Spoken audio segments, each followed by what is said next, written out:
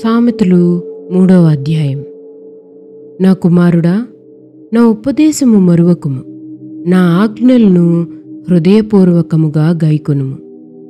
అవి దీర్ఘాయువును, సుఖజీవముతో గడుచు సంవత్సరములను, శాంతిని నీకు కలుగజేయును. దయను, సత్యమును ఎన్నడునూ నిన్ను విడిచిపోనీయకుము. వాటిని కంఠభూషణములుగా ధరించుకొనుము. నీ హృదయమును పలక మీద వాటిని వ్రాసికొనుము. అప్పుడు దేవుని దృష్టియందు, మానవుల దృష్టియందు నీవు దయనుంది మంచివాడవని అనిపించుకొందువు. నీ స్వబుద్ధి ఆధారము చేసుకొనక నీ పూర్ణ హృదయముతో యెహోవా యందు నమ్మకముంచుము. నీ ప్రవర్తన అంతటి యందు ఆయన అధికారమునకు ఒప్పుకొనుము. అప్పుడు ఆయన నీ త్రోవలను సరళము చేయును. నేను జ్ఞానిని కదా అని నీవనుకొనవద్దు. యెహోవా యందు భయభక్తులు కలిగి చెడుతనము విడిచిపెట్టుము. అప్పుడు నీ దేహమునకు ఆరోగ్యమును, నీ ఎముకలకు సత్తువయు కలుగును.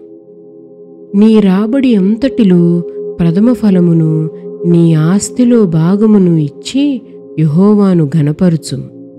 అప్పుడు నీ కొట్లలో ధాన్యము సమృద్ధిగా నుండును.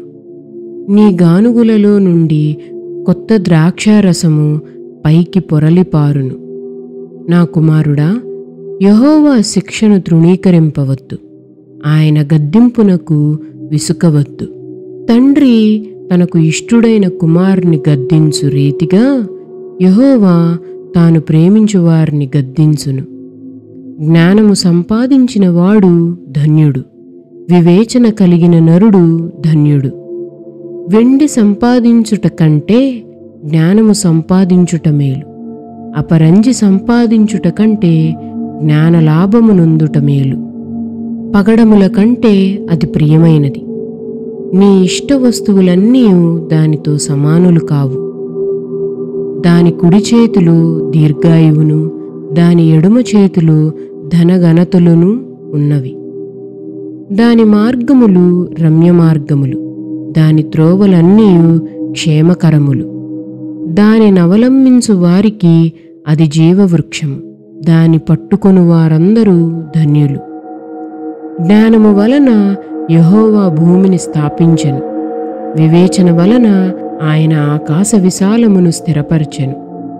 ఆయన తెలివి వలన అగాధ జలములు ప్రవహించుచున్నవి.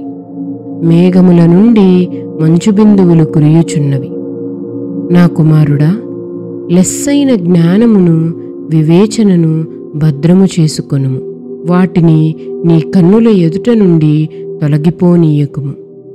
అవి నీకు జీవముగాను, నీ మెడకు అలంకారముగాను ఉండును. అప్పుడు నీ మార్గమున నీవు సురక్షితముగా నడిచెదవు. నీ పాదము ఎప్పుడూనూ తొట్టిల్లదు. పండుకొనున్నప్పుడు నీవు భయపడవు. నీవు పరుండి సుఖముగా నిద్రించెదవు.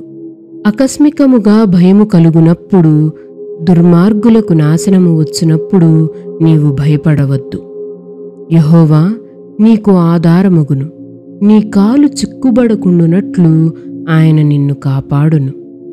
మేలు చేయుట నీ చేతనైనప్పుడు దాన్ని పొందదగిన వారికి చేయకుండా వెనుక తీయకుము. ద్రవ్యము నీ యొద్దనుండగా రేపు ఇచ్చెదను, పోయి రమ్మని నీ పొరుగువానితో అనవద్దు. నీ పొరుగువాడు నీ యొద్ద నిర్భయముగా నివసించునప్పుడు వానికి అపకారము కల్పింపవద్దు. నీకు హాని చేయని వానితో నిర్నిమిత్తముగా జగడమాడవద్దు. బలాత్కారము చేయు వారిని చూచి మత్సరపడకుము. వాడు చేయు క్రియలను ఏమాత్రము చేయగోరవద్దు. కుటిల వర్తనుడు యెహోవాకు అసహ్యుడు. యథార్థవంతులకు ఆయన తోడుగా నుండును. భక్తిహీనుల ఇంటి మీదకి యెహోవా శాపము వచ్చును. నీతిమంతుల నివాస స్థలమును ఆయన ఆశీర్వదించును. అపహాసకులను ఆయన అపహసించును. దీనుని ఎడల ఆయన దయచూపును. జ్ఞానులు ఘనతను స్వతంత్రించుకొందురు. బుద్ధిహీనులు అవమానభరితులగుదురు.